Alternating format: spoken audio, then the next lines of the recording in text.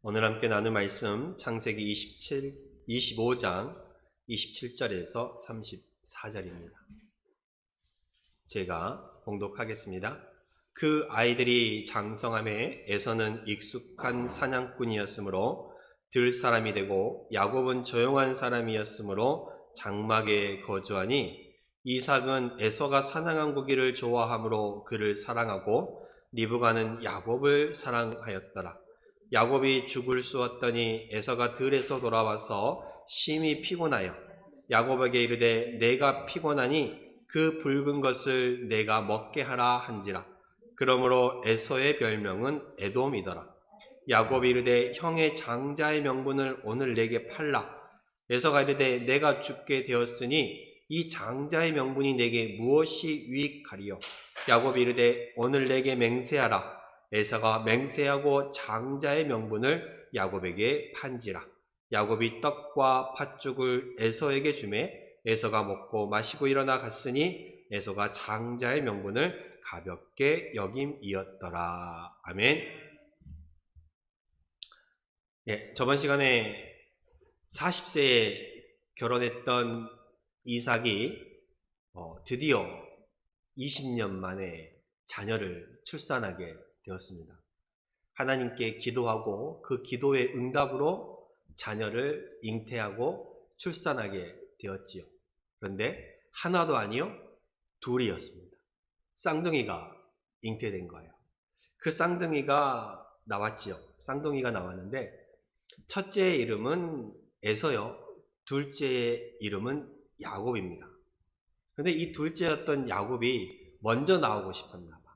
형이 먼저 나오는 것을 막고 자기가 나오고 싶었던지 이 둘째가 형 앞에 나온 형 에서의 발꿈치를 잡고 나왔어요. 네. 그러니까 나오기는 거의 동시에 나왔죠. 그쵸? 거의 동시에 나왔습니다. 그러니까 먼저 나오고 싶었나 봐. 자기가 앞서 나오고 싶었는지 형 나가지 말라고 발뒤꿈치를 잡고 나왔어요. 네. 그래서 발 뒤꿈치를 잡았다 그래서 야곱이라고 이름을 지었습니다.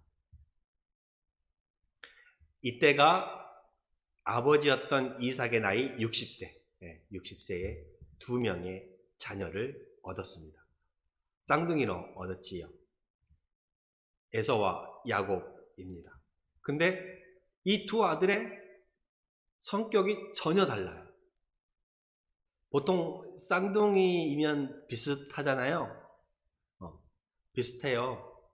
저도 내 사역을 하면서 아이들을 많이 가르치다 보면 쌍둥이 자녀들을 보게 됩니다. 구분이 안 돼요. 자세히 봐야 네가 첫째고 네가 둘째구나 라고 구분이 되지, 그냥 대충 보면 누가 언니고 누가 동생인지 구분이 안 될 때가 많이 있습니다. 이처럼 쌍둥이는 닮기도 하지만 또 같은 쌍둥이라도 또 전혀 성격이 다른 경우도 있습니다.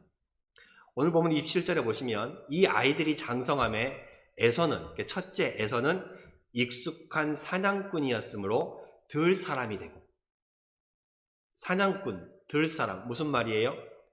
밖으로 나가서 활동하고 움직이고 돌아다니는 것을 좋아했어요. 쉽게 얘기하면 남자다움이 있었어. 호탕함이 있었어. 첫째에서는 좀 자유분방하고 성격이 좀 호탕하고 좀 안에 있는 것보다 밖에 나가서 막 돌아다니고 일을 하는 걸 좋아했습니다. 둘째는 어때요? 둘째 야곱은 조용한 사람이었으므로 장막에 거주하니, 쌍둥이로 거의 한 날 한시 형의 발꿈치를 잡고 태어났던 이 두 형제가 성격이 정말 달라요. 둘째였던 야곱은 조용한 사람. 그래서 주로 집에 많이 머물렀다고 말했어요. 조용하다는 건 무슨 말이에요? 좀 내성적이고 사람들 만나는 걸 그렇게 좋아하지 않고 또 소심하다라고도 볼 수 있지요. 그러니까 누군가에게 자신을 드러내기보다는 좀 조용하게 거하는 조용하게 있는 걸 좋아하는, 그래서 주로 밖에보다는 안에 있는 것을 즐겨하고 있던 사람이었습니다. 한날 한시에 같이 태어난 두 쌍둥이가 서로 성격이 이렇게 달라요. 그렇죠? 우리 어르신들도 자녀분들 보면 성격이 다 매한가지던가요? 그렇지 않죠? 이 자녀는 너무 호탕한 것 같기도 하고, 이 자녀는 너무 이렇게 소심한 것 같기도 하고, 그죠? 이 자녀는 또 건강한 자녀가 있는 반면에 또 늘 이렇게 잘 자란 질병을 또 달고 사는 자녀도 있는가 반면, 그죠? 같은 뱃속에 나와서도 그 자녀가 참 달라요. 저희도 이남, 일녀, 삼남매이거든요. 막내 동생이 아직도 저희 부모님의 속을 많이 썩여드리고 있습니다. 그래서 우리 어머니가 자주 하시는 말씀이 있어요. 아따, 저것은 누구 뱃속에서 나왔는지 모르겠다고.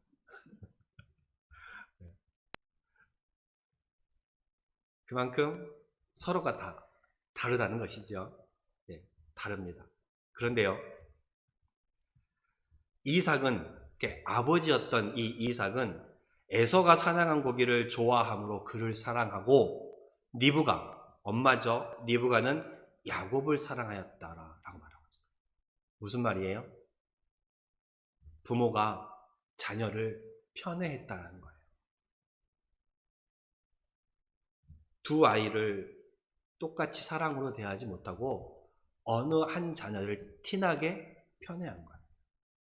아무래도 아버지 입장에서는 집 안에만 있고 소심하고 말도 좀 그런 이 둘째보다는 좀 호탕하고 막 밖에 나가서 사냥한 고기를 잡아갖고 아버지도 좀 대접하고 그런 첫째가 더 마음에 들었을 것입니다. 그래서 아버지가 자꾸 첫째를 사랑하고 첫째를 더 이렇게 마음을 두니 어머니는 자연히 소외받는 누구에게 마음이 가겠어요? 둘째인 이 야곱에게 마음이 갈 수밖에 없어요. 아버지가 첫째인 형만을 쫓아가니까 어머니는 그나마 거기서 소외받는 둘째인 아들을 보게 되는 거예요. 이렇게 부모가 자녀를 편애하게 됩니다.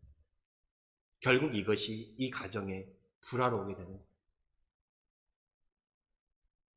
물론 자녀가 5자녀, 6자녀, 10자녀라고 하더라도 조금 더 마음이 가는 자녀가 있을 수 있어요. 그쵸? 조금 더 저 애는 그렇게 신경 안 써도 잘하겠거니 하면서 좀 신경이 덜 가는 자녀가 또 있습니다. 그런데요, 그 부모의 모습에 자녀가 상처를 많이 받아요. 그래서 이왕이면 똑같이 사랑해 주려고 애써야 돼요. 물론 마음에 더 가는 아픈 손가락이 있을 수는 있겠지만 그래도 자녀를 편애해서는 안 된다는 말씀입니다. 그것이 곧 그 자녀로 마음의 상처를 입게 되고 형제 간에 불화가 오게 되고 부모 자식 간의 사이도 조금 껄끄럽게 되는 경우가 많이 있습니다. 이 성경에서뿐만이 아니라 오늘 우리들이 살아가는 지금의 모습에도 그런 일들이 많이 일어나고 있다는 거예요. 그래서 그 사랑을 제대로 받지 못한 자녀들이 자꾸 어긋난 길로 가게 되고 범죄의 길로 가게 되는 것입니다. 그래서 이 부모는 자녀를 정말 같이 대하려고 노력을 해야 합니다. 저도 지금 2딸이 있잖아요. 이 둘째가 정말 욕심이 많고 시기심이 많아요. 그래서 언니 손에 있는 건 뭐든지 다 자기가 가져야 돼요. 언니 손에 있는 건 자기가 뭐든 다 뺏어서 지 거, 내 거라 그래요. 언니가 갖고 놀던 장난감이 있으면 그 뺏어 갖고 와요. 그러니 또 둘이 맨날 싸워요. 그래서 이제는 옷도요, 똑같은 옷으로 사 입혀요. 이왕이면 서로 싸우지 말라고. 장난감을 사줘도 똑같은 거를 2개 살 수밖에 없어요. 누구는 주고 누구는 안 줄 수는 없잖아요. 그러니까 누구 생일이라고 어린이날이라고 선물을 주면 똑같이 똑같은 걸로 줘야 돼요. 부모 입장에서는 낭비잖아요. 같은 장난감 서로 같이 가지고 놀면 좋은데 애들은 또 그게 아니. 근데 참 재밌는 것은 똑같은 장난감을 사줬거든요. 근데 언니 장난감이 더 좋은가 봐. 자꾸 언니 거를 지 거라고 그러고 언니 갖고 놀고 있으면 뺏어가요. 이런 시기심이 있어요. 동생은, 둘째는 이 앞서 있는 형이, 앞서 있는 언니가, 누나가 더 많은 사랑을 받고 있다라고 느끼는 것 같아요. 네. 그래서 자꾸 가져오려고 때도 더 많이 쓰고. 네. 근데요, 오히려 반대로 보면 부모의 사랑은요, 첫째도 첫째지만 그 다음 자녀에게 가는 경우가 더 많아요. 첫 자녀를 낳게 되면요, 그 자녀를 이성적으로 키우려고 하다 보니까 그 부모의 기대에 자녀가 못 미치는 경우가 있어요. 그러면 자꾸 그 자녀가 위축될 수밖에 없는 거거든요. 그걸 경험하고 나니까 다음 자녀부터는 그렇게 또 엄격하게 자녀를 대하지 않는 거예요. 첫째에 비해서. 그죠? 그러니까 그걸 깨닫고 낳지만 이미 첫째는 부모와 그 관계 속에서 그 상처들을 받아버리는 경우가 많이 있거든요. 어찌되었든 첫째는 첫째대로 또 그러한 감정을 가지고 있고, 또 둘째는 또 둘째대로 그러한 모습을 가지고 있습니다. 저희 애를 보아도 이 둘째가 상당히 시기심이 많아서 자꾸 언니 것을 욕심을 냅니다. 이렇게 부모가 자식을 편애하는 가운데에 이 자녀들이 살아가게 됩니다. 야곱에게는 욕심이 있었어요.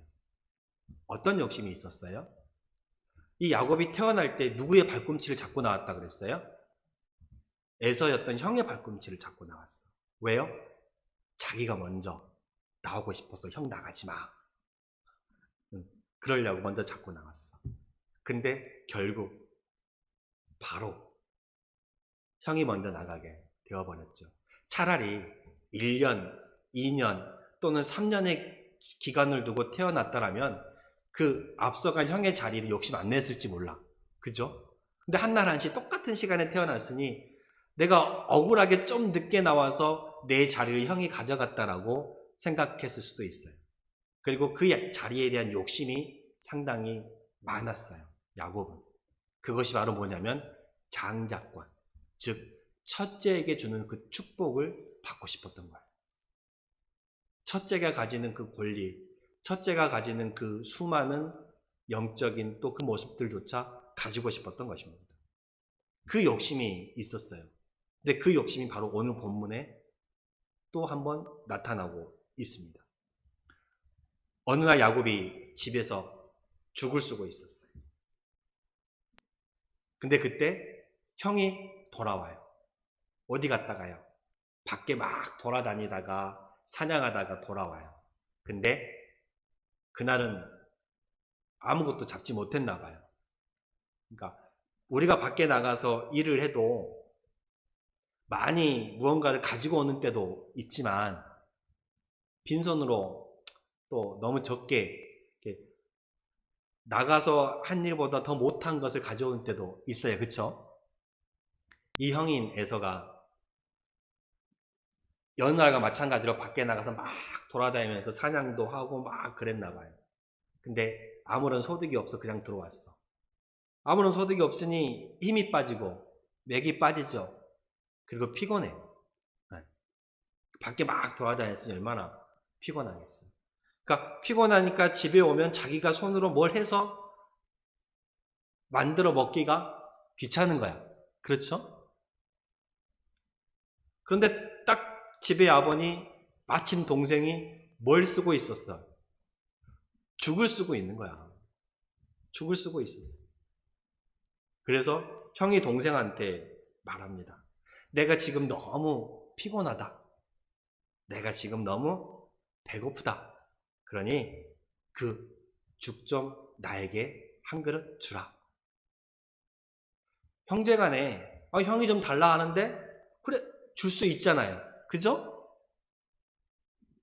근데 동생이었던 야곱은 이것을 하나의 기회로 삼았어요. 무슨 기회로 삼았냐면 형의 그 장자권을 내가 가질 수 있는 기회로 삼았어요.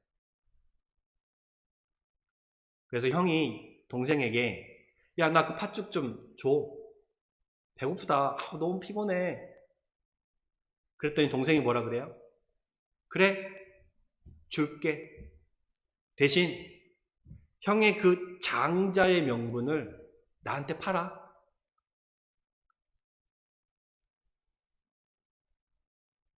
장자의 명분, 장자권을 팔라라고 얘기합니다. 그랬더니 형이 뭐라고 얘기한 줄 아세요? 내가 지금 배고파 죽겠는데 그 장자권이 다 무슨 소용이냐? 그래, 네 가져라. 팔았어. 그렇게 얘기하니까 아니 형 그럼 정말 맹세하라고. 그 장자의 명분 나한테 준다고.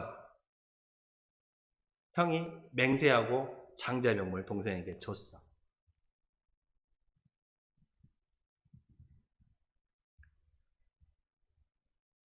팥죽 한 그릇에 이 장자의 명분을 팔았습니다. 여러분, 이 장자의 명분이 눈에 보이는 거예요? 아니, 우리가 가지는 이런 것들처럼 눈에 보여갖고 형 그거 나한테 팔아. 그래 자 가져 라고 하는 것처럼 주고 사고 팔 수 있는 거예요? 그 장자의 명분을, 아니 장자의 명분을 판다라고 그게 또 이렇게 넘어가겠어요? 어쩌면 형 입장에서는 동생이 형 그 장자권 나한테 줘. 그러니까 첫째가 갖는 그 권리를 달라는 거예요. 나한테 줘. 그래 네 가져라. 어차피 눈에 보이지도 않고. 그쵸? 뭐 형이로서 딱히 뭐 이렇게 자기한테 나가는 건 없잖아요. 말만 나가지. 그쵸? 너 가져라. 성경에서 뭐라 그런지 아세요? 첫째 에서가 장자의 명분을 가볍게 여겼다라고 성경은 말하고 있어요.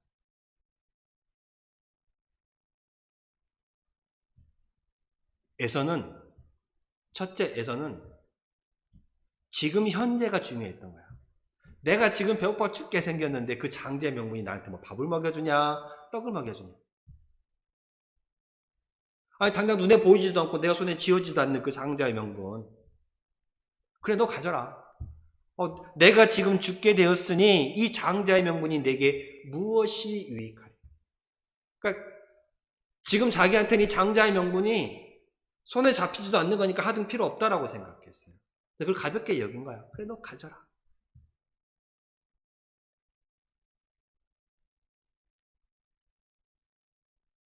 에서는 지금 현재만 바라보고 있는 거예요. 이 장자의 축복은 눈에 보이지 않지만 이 장자의 명분, 장자의 축복이 뭔지 아세요? 세상적으로는요. 아버지가 돌아가시면 그 아버지의 재산을 동생들보다 2몫을 받게 돼요. 그리고 이 장자의 명분은 아버지가 어떤 자리를 비우거나 돌아가셨을 때에 그 가정의 어떤 대소사를 결정할 수 있는 권리가 주어지는 거예요.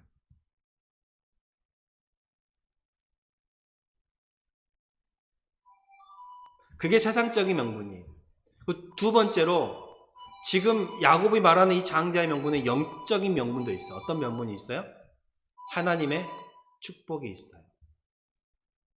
하나님께서 갈대아인의 우르에서 부르신 아브라함을 통하여서 내가 너로 큰 민족을 이루고 내가 너에게 젖과 꿀이 흐르는 땅을 주겠다는 약속을 주셨어요. 그리고 내 민족을 창대케 하리라는 약속을 주셨어요. 이 영적인 축복이 이 장자에게 계속 내려가는 거예요. 하나님의 그 영적인 축복이.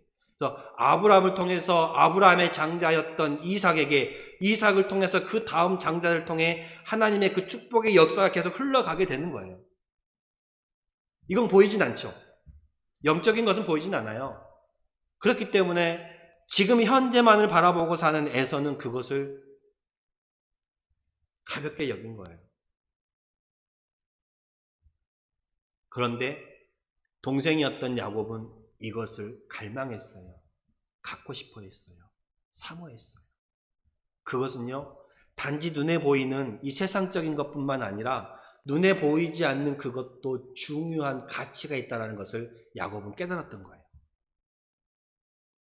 물론 하나님께서 야곱과 에서가 엄마였던 리브가 뱃속에 있을 때에 두 국민이 내 태중에 있구나. 두 민족이 내 복중에서부터 나누리라. 이 족속이 저 족속보다 강하겠고 큰 자가 어린 자를 섬기리라 라고 말씀하셨어요.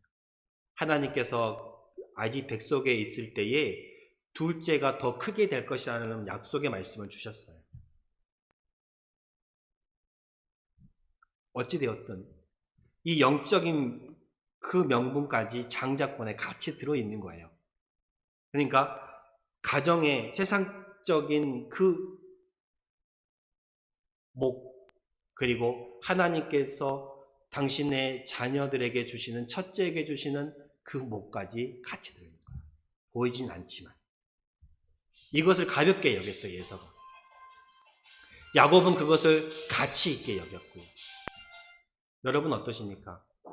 세상을 살아가면서 우리가 단지 이 땅의 것만 바라보고 이 땅의 것만 욕심을 내고 이 땅의 것만 힘써서 애써 가지려고 노력하기보다 눈에 보이지 않지만 영적인 그 하나님의 축복을 내가 갈망하고 소망하고 받기를 더 원해야 한다는 거예요.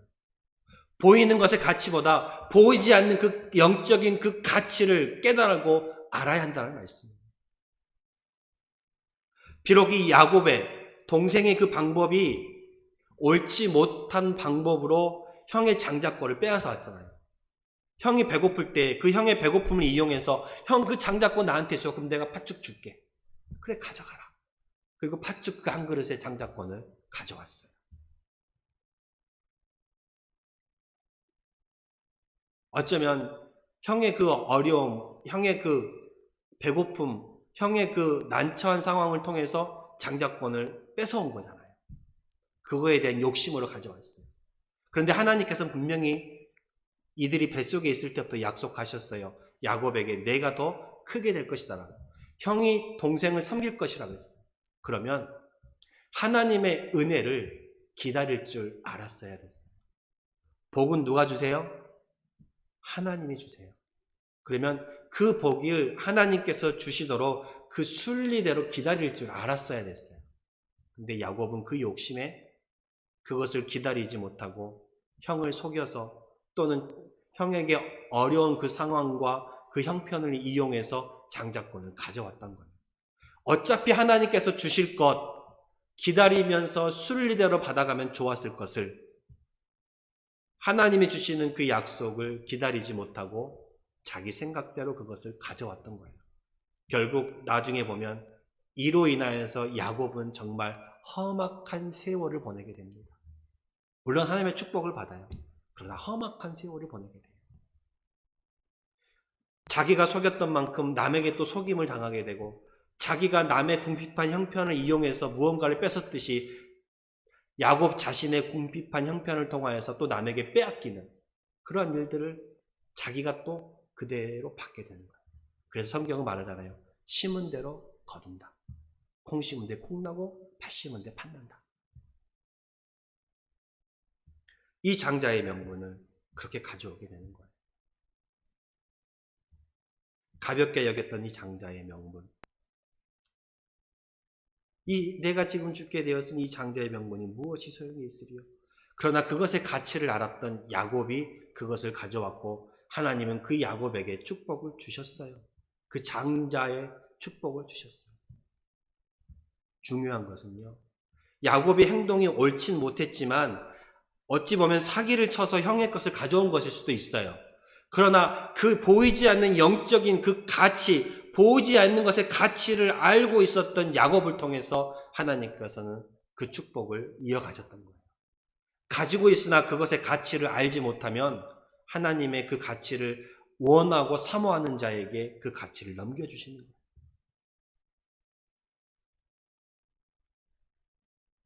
그래서 비록 사기는 쳤을지 몰라도 그 사기쳤던 야곱을 하나님께서 바꿔 세워 만들어 쓰시겠다라는 심정으로 정말 만들어 쓰셨어요. 우리는 말씀을 통해서 두 가지를 기억하시면 좋겠습니다. 첫째, 이 장자의 명분이라는 것은 보이지 않는 것 또는 영적인 은혜를 말해요. 우리가 살아가면서 보이지 않다라고 해서 존재하지 않는 건 아니에요. 그렇죠? 우리가 숨쉬는 이 공기도 보이지 않아요. 그러나 존재해요. 사랑이라는 것도 믿음이라는 것도 보이진 않지만 존재해요. 이 보이지 않는 것들의 그 가치를 중히 여기는 여러분들이 되시길 바랍니다. 단지 세상 것만 바라보고 보이는 것만 바라보고 그것에 매달려 살지 마시고 보이지 않는 것의 그 가치를 또 생각하시면서 그것의 소중함도 이 영적인 그 가치 하나님께서 당신의 자녀들에게 주시는 그리고 당신의 자녀들을 통해 그 자녀들에게 주시는 그 축복을 결코 빼앗기지 마시기 바랍니다. 보이는 것에 그 가치를 빼앗겨서 세상의 그 가치를 빼앗겨서 그 영적인 보이지 않는 것에 하나님의 그 가치를 잃어버리지 마시기 바랍니다. 에서는 현실적인 그것을 통하여서 당장 배고픔 때문에 눈에 보이는 그것 때문에 영적인 축복의 가치를 빼앗겨 버린 거예요. 세상의 그 물질, 세상의 그 권력, 세상의 그 모든 것들 때문에 보이지 않는다라고 하여서 그 영적인 가치, 하나님의 축복인 가치를 빼앗기지 마시기를 바랍니다. 포기하지 마시기 바랍니다. 그리고 그 가치를 아는 자마야, 아는 자라야 그것을 받아갈 수 있다는 거예요. 형 에서가 장자의 명분을 가볍게 여김이라. 보이지 않는 것의 가치를 깨닫지 못하면 그것을 받아 누릴 수 없는 거예요. 보이지 않는 그 영적인 가치를 깨달아서 그 가치를 깨달아 알아서 그것을 받아 누리는 여러분이 될 수 있기를 바랍니다. 예, 기도하겠습니다.